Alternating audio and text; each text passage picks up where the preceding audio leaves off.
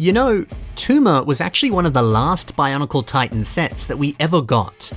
Well, from G1 Bionicle.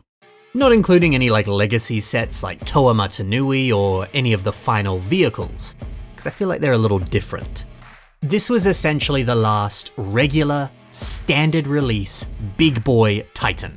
So you'd think that after 8 or 10 years of the LEGO Group making large-scale figures, well, you'd think this would be the best one, right? They'd poured all their learning and lessons into this one set. They'd give us one final hurrah before G1 was concluded. Is that the case? Is this set a real banger? Is Tuma the ultimate Bionicle Titan? Let's discuss. Tuma has a wonderful, menacing appearance. His larger size, his hunched neck. Everything about him feels perfect for a villain. But the weapons, they're simple, but they're fun.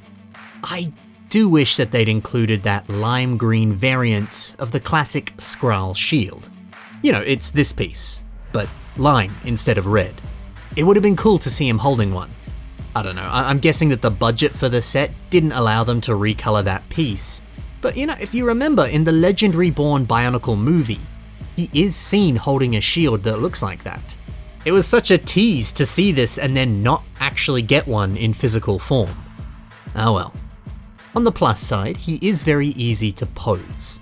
The way the legs have been designed, he can easily support his own weight whilst delivering a very powerful kick.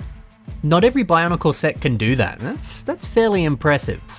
In fact, the entire leg construction is kind of perfect.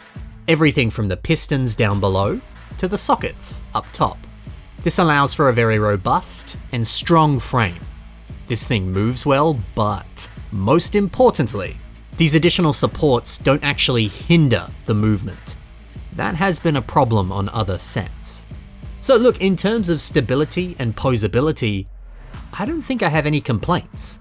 You can see how elements have been taken from previous sets, but they've been constantly refined until they reached this optimal design. When you look back to some of the earliest larger scale figures that we got, a typical Titan, a big, large dude. Well, you can see that the legs had very limited poseability, barely any joints, and no additional pistons that would help support the character and stop them falling over. It's cool to see how much LEGO has progressed and continued to perfect this Titan design each and every year. But sure, Tuma doesn't really have waist articulation, which is a shame. His shoulders do have butterfly joints though, which is awesome. Not many other Bionicle sets had that. The only other one I can think of is Maxilos. However, he did have waist articulation, which sets him apart from Tuma. So maybe this set would take the cake for being a perfect 10 out of 10 set. But Maxilos himself can get a little top heavy, and he does fall over. Tuma doesn't really have that problem. Look, I don't think this is the ultimate, perfect, flawless Bionicle set. It's close, but there are imperfections. But you know, after close to 10 years of making Bionicle sets, you can see how the LEGO Group consistently improved and evolved, aiming to give us more posable and more stable sets each and every year. The great design of this toy feels like the result of constant innovation and experimentation, and I love that. I also love how the storytelling for Bionicle has actually just made this set even better. Tuma is the leader of the Skrull Empire, a huge army of powerful warriors that cause chaos and havoc across the land. And LEGO gave us so many different variants of the Skrull. Smaller Skrulls, warrior Skrulls, elite Skrulls, and your leader class Skrull. And that's Tuma. The size difference, the physical differences, the color changes, the enhancements. Seeing how this leader is visually better than all of his subordinates. That's so electric. To really flesh out a story and get social classes within this tribe. It makes the world of Bionicle feel so big, rich, and beautiful. I think I like this set so much because it represents the masterful storytelling and the constant innovation and awesome design work that makes Bionicle so great. Tuma may not be a 10 out of 10 set, although he's pretty close. But in my eyes, Tuma is a perfect representation of what makes this theme so freaking good. But let's do what we always do, and check out the pieces that come in this set. And we'll see how you can use them to make your own custom creations. Tuma's foot design makes use of these lime spike elements. Actually, just slapping those onto the side of some mutter feet, it does look pretty good. You could easily just do the same thing. It would look pretty great on whatever you build. But why not take some notes from Garlic Bonks and use one to form the long nose on a classic witch? Mate, that might be the perfect use for this piece. Vio Halcas also uses this element. They've just been embedded into the thighs on this dude. I like how the shape of this kind of mirrors these pieces right here. It's a nice bit of visual unity between each section. And hey, why not? One more use for this piece. I like how they've just been used as spikes on the head. I tell you what, man, this piece is pretty versatile. Over to Tuma's mask. Fun fact, by the way, this is the first and I believe only Bionicle G1 set to ever include stickers. I like how this looks. They decorate the mask very nicely, and it's good that you have the choice to leave them off or put them on. And the pattern on this, it matches some of the other Skrull iconography that you see elsewhere on other pieces. I like it. It does blow me away that we never really got stickers in Bionicle G1 sets. Wild. Tony Burek flips this mask around and wow, it looks just as good when you place it the other way. The little spiky cheeks looking like a crown of sorts. It's pretty nice. This shield here also makes use of some more Skrull pieces. We also see these on Tuma, you get 4 of them. Kraken Bonks also uses these pieces, he's placed them on an alien ship. This is just inspired. The colors and the visual style, it feels so reminiscent of the stickers and the patterns that came on those classic Mars mission sets. It's like a perfect match. Tuma's back design features 2 of these damage counters. LEGO promoted a game that you could play with your 2009 Bionicle sets, and these signified the health of your character.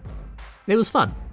But if you want to take this off and use this piece on a mock, well, Rahiden has you covered. This is a clever idea.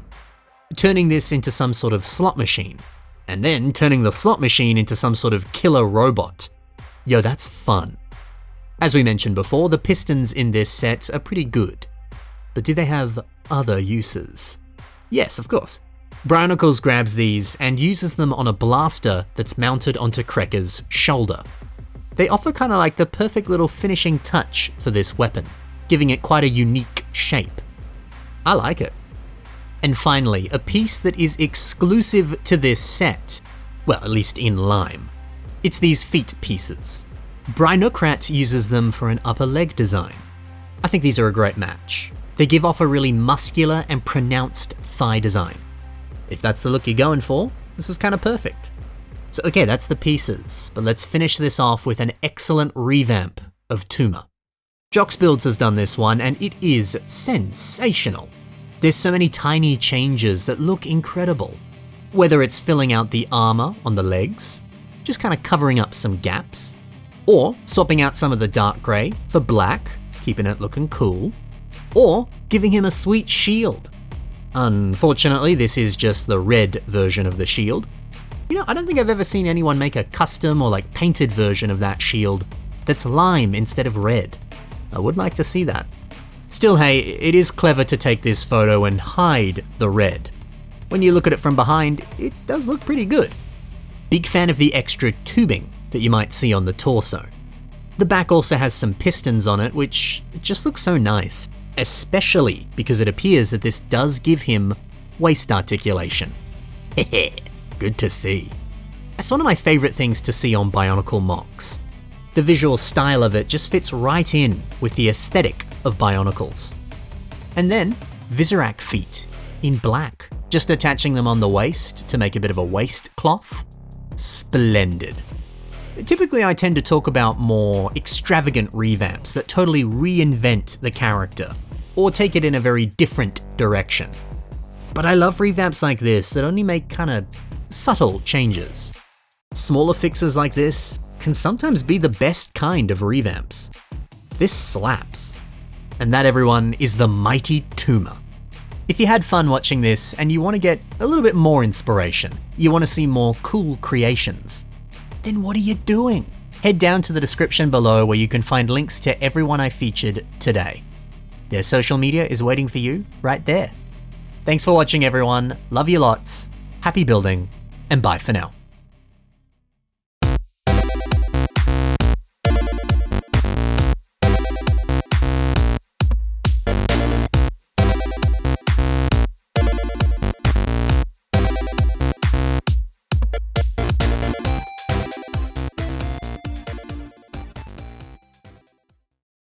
It's not a tumor.